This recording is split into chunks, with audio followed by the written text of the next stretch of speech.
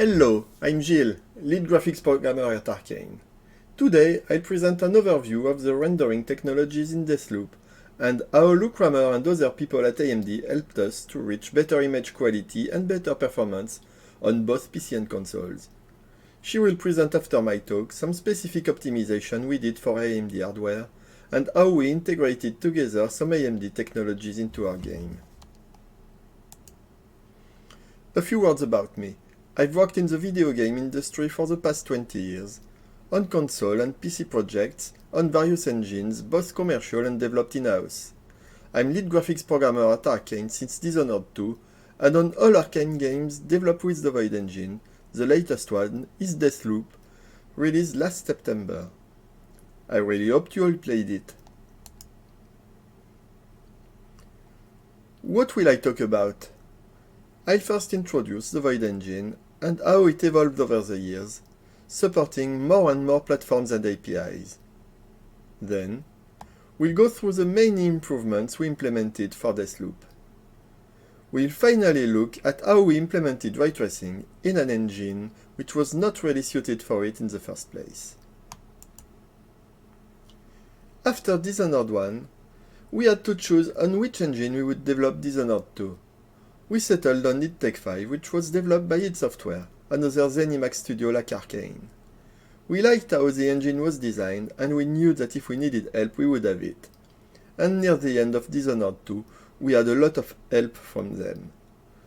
Over the years, we rewrote a big part of the engine, and not only on the graphics side.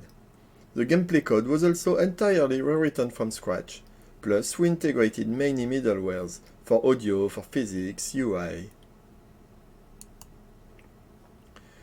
Let's begin with Void Engine graphics API usage. When we got id Tech 5, it was DX9 and OpenGL. And one thing to note is that like several other engines, the executable for internal builds contains both the editor and the game code. It allows level designers to test their levels directly from the editor. We labeled the Void Engine version used to ship Dishonored 2 as 1.0. On Xbox One, we needed to use DX11, and we also switched the PC version to DX11 to avoid maintaining two different APIs. For Deathloop, the API choice was more difficult. The game started as a fully multi-platform project, not only PS5 and PC. As you can see, we went from 7 platforms to only 2. But it was done in a few stages. For a few months, we kept maintaining the previous generation versions before the decision was made that we would be next-gen only. It removed a couple platforms. Then, a great news for us, the Sony exclusivity deal was signed, and we were able to drop support for 3 more platforms, each using their own API. Obviously, having only 2 platforms and 2 APIs to support was a big relief, especially during the final debugging and optimization phase, which, as you all know, can be quite painful. The DX12 version needed a lot of work to run well, especially in editor mode, as its graphics resources management system is very different from the game.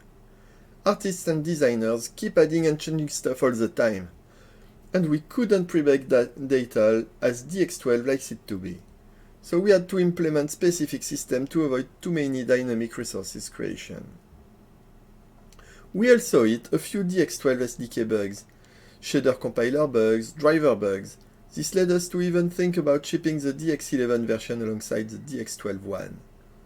In the end, all those bugs were fixed, and we finally felt confident we could switch the entire dev team on our DX12 editor and only ship this version to players.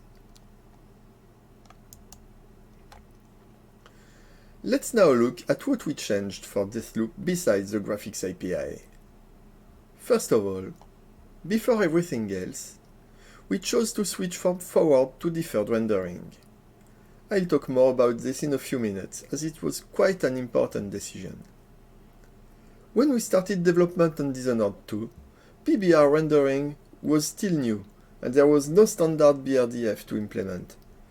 But we chose the wrong one. We chose the Ward BRDF while everyone else used JJX. For Deathloop, we decided to move to JJX, which had become the standard and was the default BRDF in the authoring tool we used. We also added HDR support, which is common these days. ACES tone mapping gave us better results than our previous Filmic tone mapper, but it came with one drawback. The computation can't be inverted with full precision. We had to rely on an approximation for the reverse function, but it was good enough for our needs.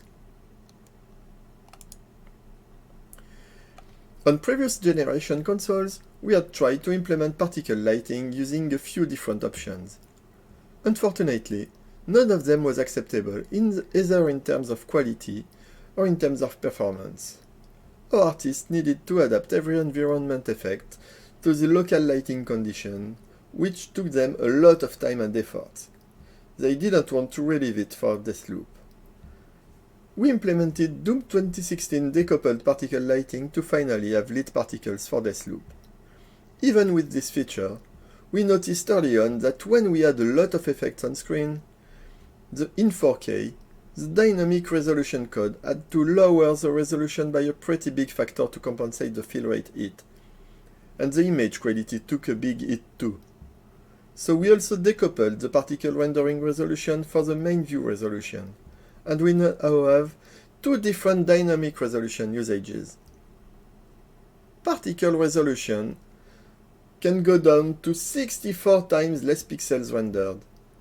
The loss of resolution is not very visible on particles until we really reach low resolution.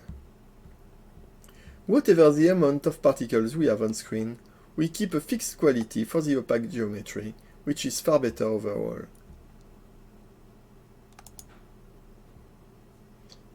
We had an order-independent transparency solution in place since Dishonored 2, based on an accumulation and opacity buffer. It was not perfect, especially with additive blending modes, but it was quite cheap and gave good results. We were able to adapt it to have two sets of inputs, one in full resolution and one in lower resolution, so we could keep some specific effects in full resolution and sort all of them together during the OIT pass. All the transparent surfaces in the environment can also stay in full resolution and be sorted correctly. As they are not animated like particles, the loss of resolution was a lot too visible. They also had some junction issues with the opaque geometry around them. Here, the screenshots demonstrate this case. The small full resolution transparent surface you can see is the glass covering the spotlight, with an opaque metal case around it. So we kept it full resolution in order to avoid junction issues. The art direction depended a lot on efficient decal rendering, so we had to completely rework our decal system. We took inspiration from Doom's decal management code to implement something better suited to our deferred renderer. Here, you can see what the game would look like without any decals. The buildings lose most of their paint layer.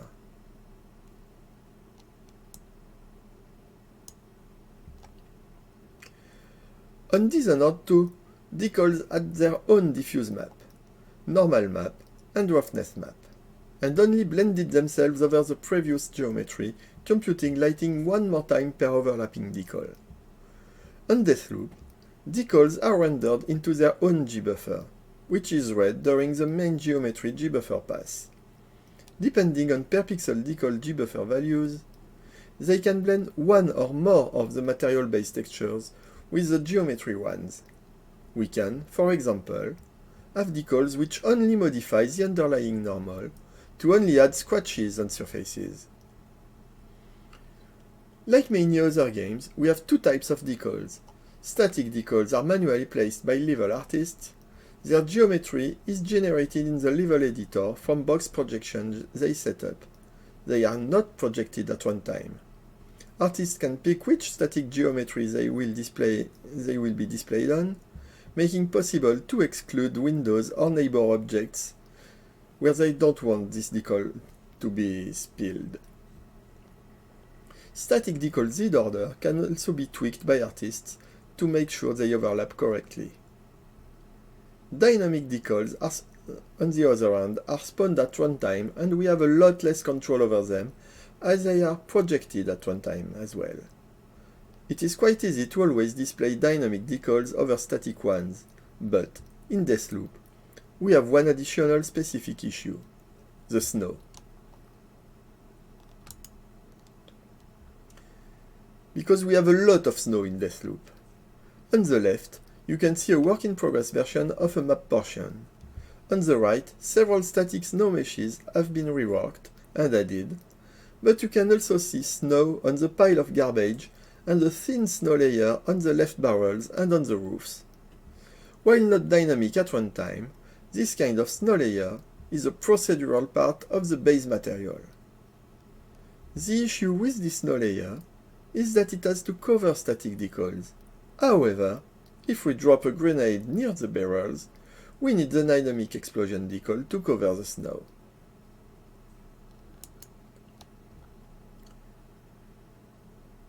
So we need to store the decal type. We could have stored this information in the decal gbuffer, but it was not the best performance-wise. It would have been necessary to read a full decal gbuffer 32-bits pixel to determine if there was a decal present and its type. So instead, we chose to store this information in stencil bits. Obviously, Pix is not displaying stencil with those colors, but red shades were not nice in a PowerPoint. Blue pixels are covered with static decals. Red pixels are covered with dynamic decals. And green parts are covered with both types of decals. We need to know when the two types of decals are present, because in the absence of snow, or if the snow is not completely opaque, they could be both partially visible and blended together.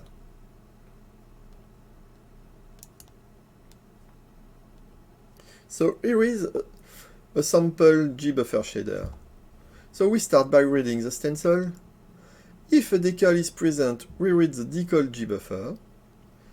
If the snow is not fully opaque, we apply the static decal. We are able not to do that if the snow is fully opaque, because the static decal is not visible in this case. Then we can apply the snow over the static decal. And we finally apply the dynamic decal over the snow. In all this presentation, I talk about snow, because we first designed this feature for the snow, but artists also use this feature to add dust layers on some objects. This can be useful for a lot more than just snow. Having per pixel normals available in the gbuffer allowed us to add an SSR pass in addition to our prop-based reflections. Prop reflections were only able to handle static reflections and were also suffering from pretty low resolution. As you can see on this screenshot with SSR, reflective surfaces are now much better integrated in the overall image.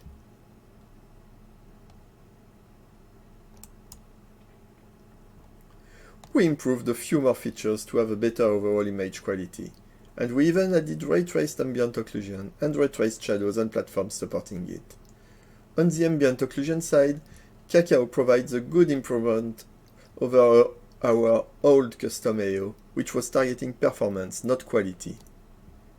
It is also very scalable. We were able to expose 3 different quality levels. Dishonored 2's image was often too soft and blurry. We improved our temporal AES shader, but it was not enough. We added a real sharpening option, and it helped a lot with this issue. AMD CAS is used with native resolution rendering and also when using DLSS. RCAS is used in both FSR modes.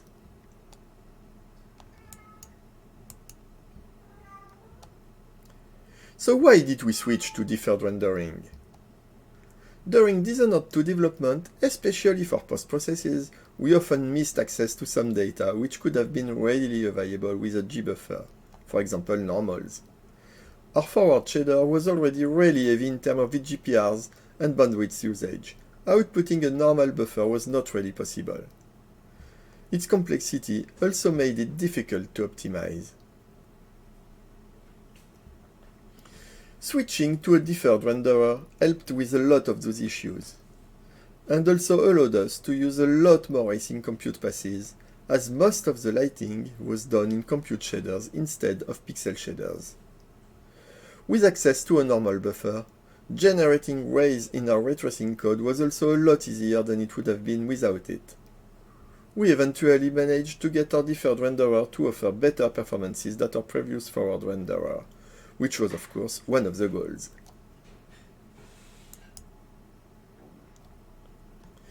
Here are a few screenshots of some of our debugging tools. We have obviously standard views to display the raw gbuffer content, but we also have more advanced ones like a texel ratio or a vertex density view. For the texel ratio, users are even able to choose for which source texture they want to visualize it, albedo, normal, or everything really. All those views helped a lot the artists to check when they respect the constraints given to them and to debug material issues more easily.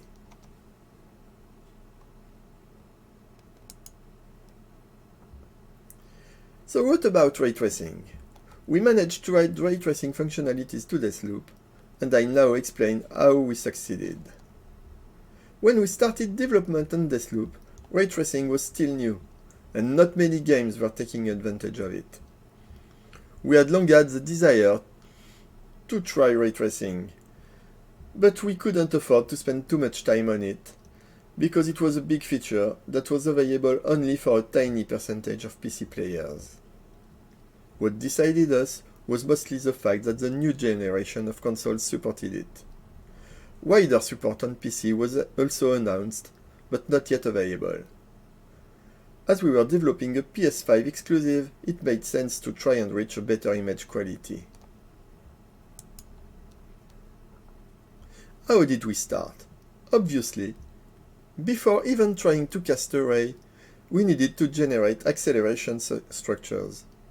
For our first PC-only prototype, we only supported the static environment geometry and, more importantly, only fully opaque geometry without any alpha test.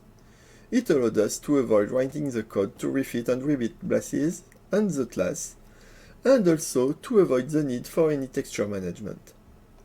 We started by rendering the main scene with ray tracing, without any texture, with an ortho camera. And we got our fantastic first ray traced image. Impressive, isn't it? A scene made of a single quad, viewed from above, but at least it was working.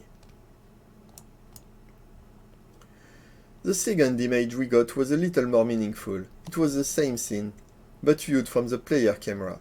Sorry, I couldn't find any screenshot of this step, so we can skip it and go directly to step 3.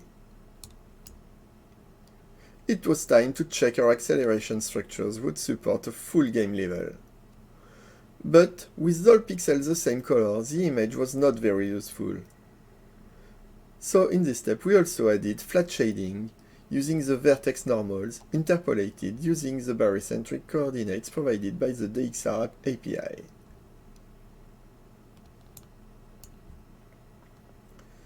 After this step, the next logical one became, let's render this scene with its albedo textures. And we hit our engine main limitation for this kind of features. It is not a bindless renderer. We did not have access to all the textures. We still managed to hack it quickly, but it was not viable for real usage. At that point, we decided that ray traced reflections were out of reach for this project. Maybe the next one?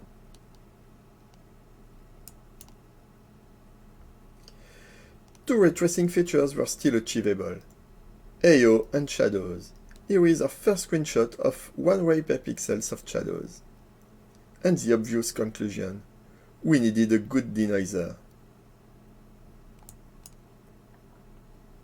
So we spent a lot of time testing many denoisers. None offered good enough quality to ship our game with it. The main issue was often the ghosting. We asked around if anyone knew a good denoiser, and AMD offered us to test Fidelity Effects denoiser, which was not yet released at that time. The first prerequisite we had was met. It was open source, and we were allowed to use it on consoles. So we implemented it, and the results were really good. It only officially supported shadows, but worked like a charm for AO2. The lack of support for reflections was not a problem for us, as we were not doing reflections. I learned that the latest version of this denoiser now supports reflections, but we haven't tried it yet. Regarding the console, just know that the stock AMD version still had to be adapted somewhat to fully work on console. Wave 32 and Wave 64 mode is automatically chosen by the driver on PC, but it's not on console, and Wave intrinsics are not exactly the same.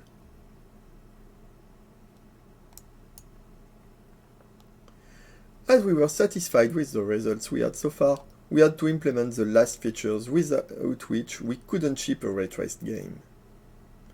I won't cover the console port here, but I'll just say that the APIs are different enough that we had to write two almost completely different low-level code paths. We still managed to keep the high-level code similar enough to ease maintenance.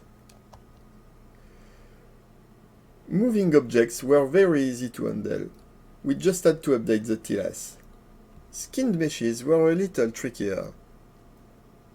For performance reasons, we had already implemented a skinning compute shader to pre-skin all the needed meshes at the beginning of the frame. We then used them during the remaining of the frame as if they're static meshes. It turned out to be exactly what we needed. We only had to refit the blasses each frame with the updated geometry. Alpha test was a lot more difficult to support correctly, mostly because the renderer was still not bindless. We had to collect all the needed textures each frame, and add their descriptors in an unbuffered resource heap. We also had to maintain an indirection table in order to reference them from the ray tracing data.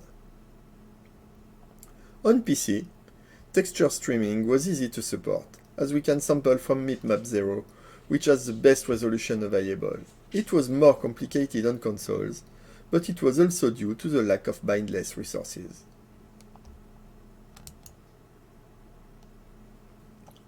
The final step we couldn't avoid was optimization.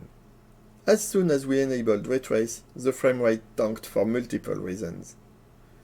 We had a lot of CPU side code to manage the BILAS and TLAS updates, as it had to handle load switches in addition to animations.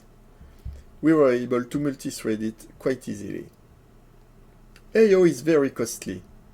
More costly than shadows for the same ray count because of ray direction divergence. GPUs never like divergent stuff, and ray directions is not an exception.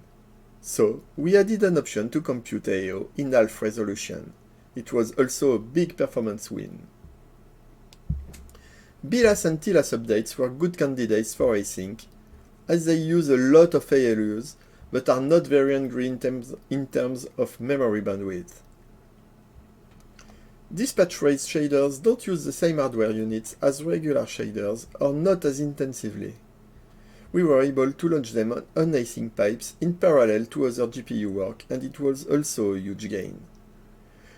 It was a huge gain we expected to have on GPUs known to have dedicated ray tracing hardware units, but it was also a huge gain on all vendors' GPUs.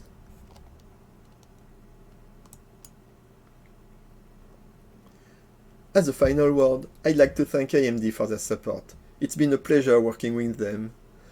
And Lou will now tell you more about the exciting features we're still adding into Deathloop together. Bye!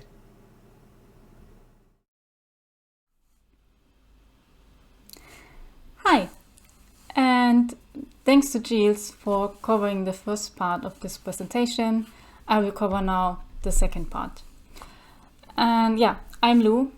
I'm a GPU developer technology engineer at AMD, and for the past few months or even years, I worked together with Arcane Studios Lyon on Deathloop. And we've done several optimizations and also feature integrations to this game. And in my talk, I will cover 2 optimizations we've done and 1 feature integration. And you may already guess which feature integration it is, because we released a teaser about it not too long ago. And yes, it is about integrating FidelityFX Super Resolution 2.0. But first, let's talk about optimizations. And I picked 2 topics for this talk because I think they're interesting also for the wider audience, and you probably also can apply some of the takeaways to your titles. So the first one is barriers. It's a bit more high level. I will talk about barriers in general and our performance recommendations, and also how to analyze barriers and how to use our tools. And yeah, I will conclude this topic with a short example from Deathloop. And then the second talk will be about basically a 1-line shader change, and that we've done, and we achieved some great speed up with just this minor change. And usually these type of optimizations are what developers love, because this change didn't had any effect on the visual output. But yeah, first let's talk about barriers. And barriers, they're not a new topic. We've been talking about them basically since the introduction of Radix 12 and Vulkan, and we are still talking about them. And the reason is quite simple, because barriers can have a high impact on performance. They can drain the GPU, they can prevent passes to overlap. But if you don't have the correct barriers, if you place them wrong, then you can have severe stability and also correctness issues. So when you first implement barriers, you of course want to make sure that they are correct, so that the game runs and that the game looks correct. Because if the game doesn't even launch, there's nothing to optimize for. So this is always the first step. But this also means when we start looking at optimizations, usually there's a lot of room when it comes to barriers. And in the case of Deathloop, this was also true. Yeah, the general performance recommendations, they haven't changed, to be honest, basically since we started talking about them. Maybe some minor details, they can change depending from the architecture or also from the driver maybe even, but the general performance recommendation, they did not change. Yeah, they're still true, and they will be still true probably for a while. So it is minimize the number of barriers used per frame, batch groups of barriers into a single call, and also avoid general common layouts unless required. So minimize the number of barriers used per frame. I mean, this is very broad in general. Sometimes it's difficult to achieve and also difficult to spot, because you kind of need to know if this barrier is really needed, if you could place it differently, or maybe even you could configure your passes differently. So yeah, this is very general. But the second point is quite easy to spot. For example, when you use RGP. RGP is our Radeon GPU profiler tool. It's a frame analyzer, and it basically lets you see all the commands that got submitted to the GPU. So you see also all the resource barrier calls, and you see them, you see if they're basically back to back at each other, or if there are other calls in between. So what you don't want to see is something in the screenshot. You have dozens of resource barrier calls just back to back and nothing is in between. So you usually want to have one resource barrier calls which contains all your barriers that you want to submit at this point of doing your frame. And then you want to have some other call, for example, dispatch call or draw call. Yeah, so this is quite easy to spot. And yeah, if you batch them, you reduce the overhead, but also you make it easier for the driver to do some optimizations. Some optimizations are simply not safe to do if the barriers are not batched. For example, removing redundant operations. So you can have even a bigger benefit from batching the barriers than just getting rid of some overhead. Then the other point is avoiding general and common layout transitions unless required, because sometimes you need them, of course. So in RGP you don't see the specific transitions. You can see them using Pix or Render.org, for example. What you do see is what this barrier causes. Like, because sometimes barriers, they not necessarily let the GPU wait. I mean, most of the time they do, but not always. But they also have some other effects than just letting the GPU wait for work to be completed. They also invalidate caches. They can flush caches. They can also cause decompressions. And these decompressions, you can spot them using RGP. And if you see them, I would highly recommend to double check if your layout transitions, if they're really as optimal as they could be. So how to spot them in RGP? You go to the overview panel, then select barriers, and then you get a list of all the barriers that got submitted during this frame. And then you can also order them depending on the different attributes. So by default, they're ordered by, I think, submission time. But here in this screenshot, I ordered them first for FMAS decompression and then DCC decompression. And this is, again, quite an extreme example, because here we have a couple of FMAS decompression and a couple of DCC decompressions, and ideally you want none of them. I mean, as I said, sometimes you need them. In this case, none of them were actually needed. So by optimizing the layout transitions, we were able to get rid of all of them. But yeah, if you see these in your game, just double check if they're really needed. Then you also see other things. So for example, the cache invalidation flashes. So this barrier that I marked here, it's quite a common barrier. It's not really an expensive barrier. It just synchronizes between the shader stages and invalidates the local caches. So if one dispatch writes to an output resource and the next dispatch reads from this output resource, the invalidation of the local caches just makes sure that the second dispatch reads the correct values, so that it reads from a global cache, because this global cache is visible to all compute units, and you know it contains this, like, the correct data. So this is what this barrier is for, and why these local caches get invalidated. But sometimes it's not enough. Sometimes we also need to invalidate the L2 cache, the column dev buffer backend, sorry. And again, it depends on the next possible command. So basically, the driver cannot see into the future. So depending on the barrier, how it's configured, it has to account to, okay, which command is possible according to the configuration, and then I have the barriers to play safe. Barriers in Devloop. Devloop uses a conservative automatic barrier generation system. It's very robust, so it generates all the needed transitions, and it's also super convenient because developers, they don't have to think about the barriers, they don't have to think about the transitions that are needed. Everything is handled automatically. However, since it's quite conservative, sometimes unnecessary barriers are issued. So everything will be correct, so the output will look correct, there will be no crashes caused by barriers, but the performance might not be always as optimal as possible. So sometimes what happened is that barriers got issued that just transition the resource into a state back and forth. So conceptually, what happened, something like in this diagram, so we had a dispatch, basically we had two dispatches, they're reading from the same resource and they're writing to the same resource. So potentially they could overlap, but they couldn't because this automatic barrier generation system inserted barriers in between and just transitioning the input texture to a write state and then immediately back to the read state. And these two barriers in the middle, they could simply be removed. And then the two dispatches were able to overlap again. So something like this happened in the compute skinning buffer sparse, and it was quite extreme.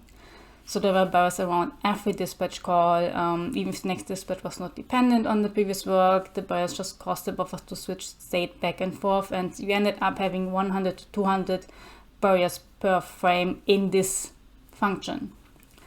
So they solved this issue by adding a manual barrier management code path.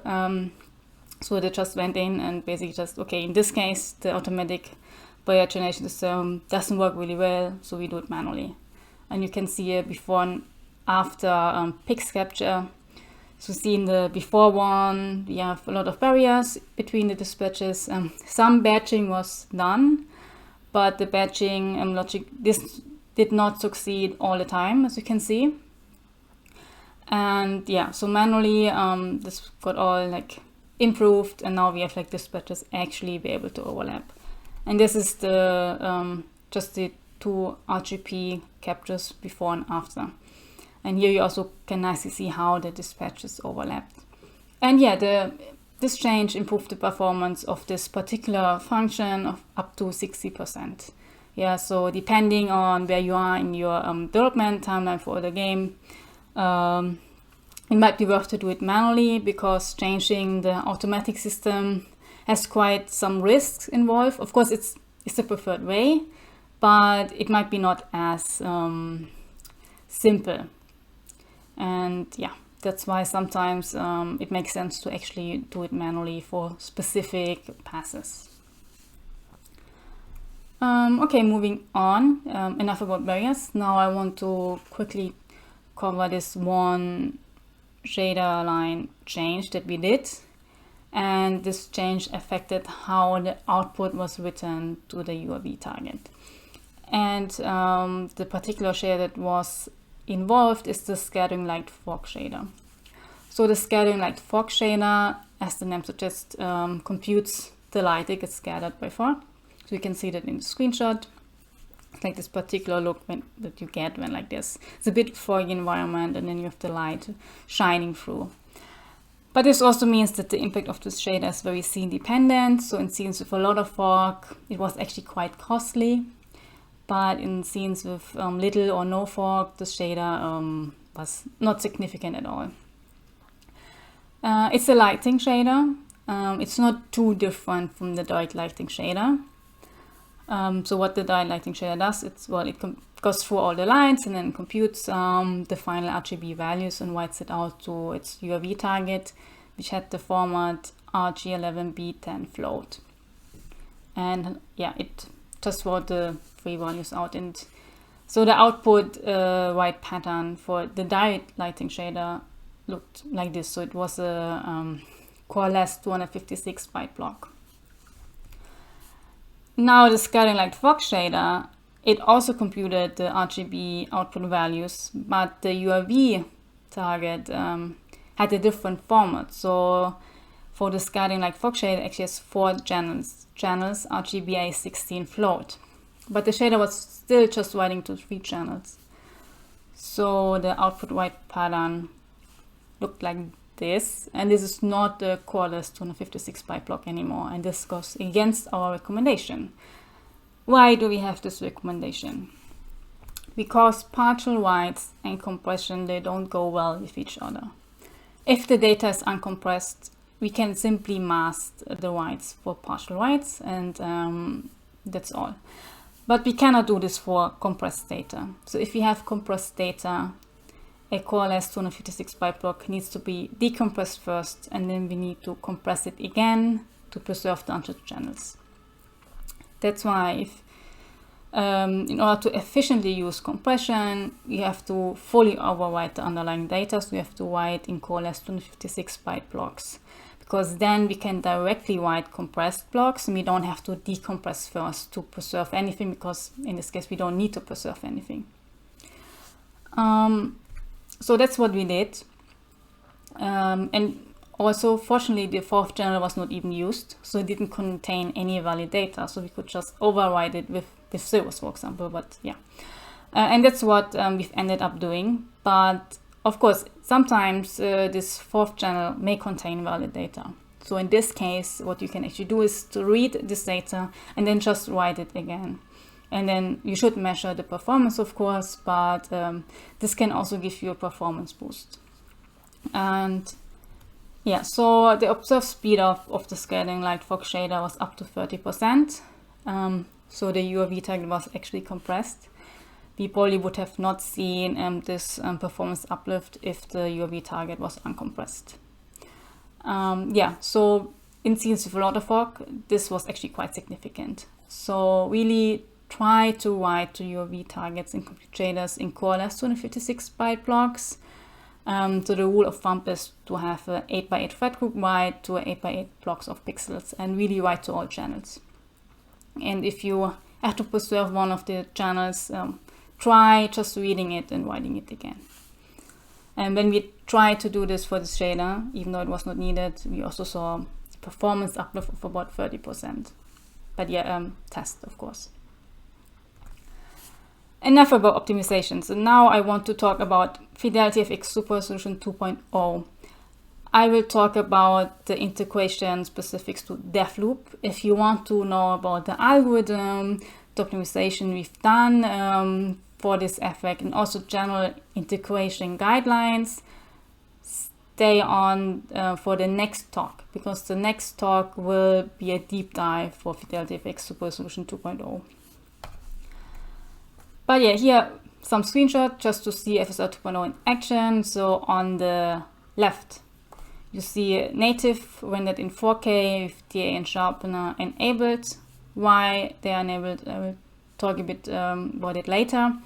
And on the right, you have FidelityFX Super Resolution 2.0 quality mode, so upscaling from 1440p to 4K. And what I want to point out here is this board with the sun on it.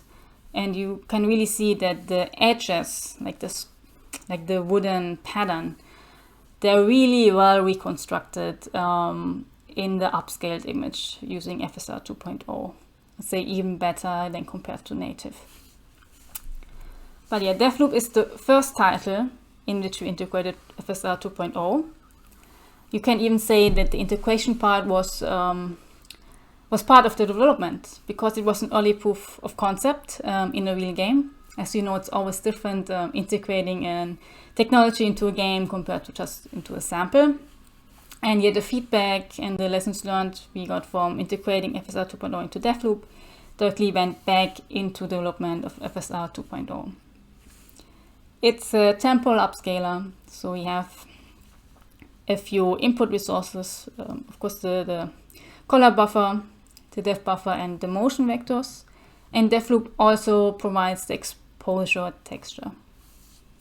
And the FSR 2.0 comes with its own TIA and also has its own sharpener.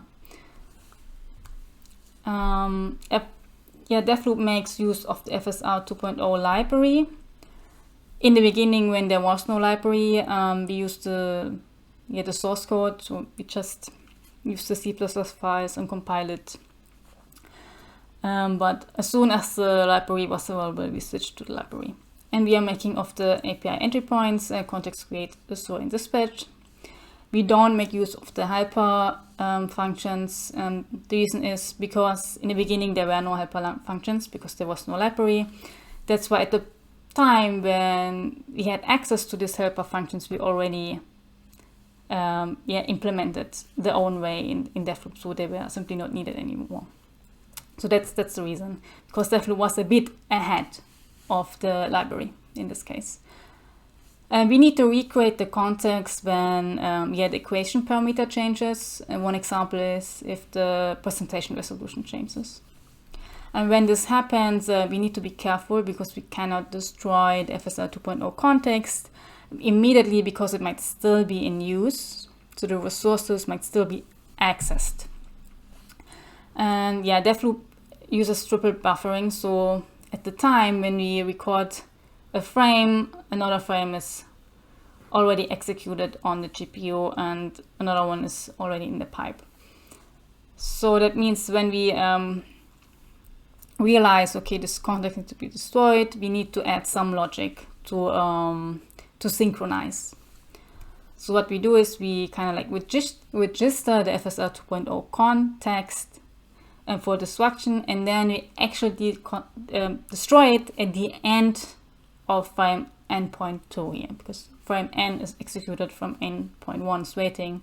So the end from frame n.2, we destroy the current FSR 2.0 context. However, we can immediately create a new context. So this also means that for a short time, we have two FSR 2.0 contexts alive, and this is totally fine. Yeah, the FSR 2.0 library can handle several alive contexts. What the library does not for you is doing this synchronization. So the engine is responsible of this, and also the engine is in a much better position to decide when to synchronize and to how. That's the reason. The input, the color buffer is a linear color space, image formats RG11, beta, and float. To improve the precision, the values are multiplied with a pre-exposure value. So FSR 2.0 needs to do this as well. So we pass in this pre-exposure value to the FSR 2.0 per frame parameter. And as I already mentioned, DevLoop provides its own exposure texture, but in principle this is not needed. FSR 2.0 can also compute its own. Motion vectors.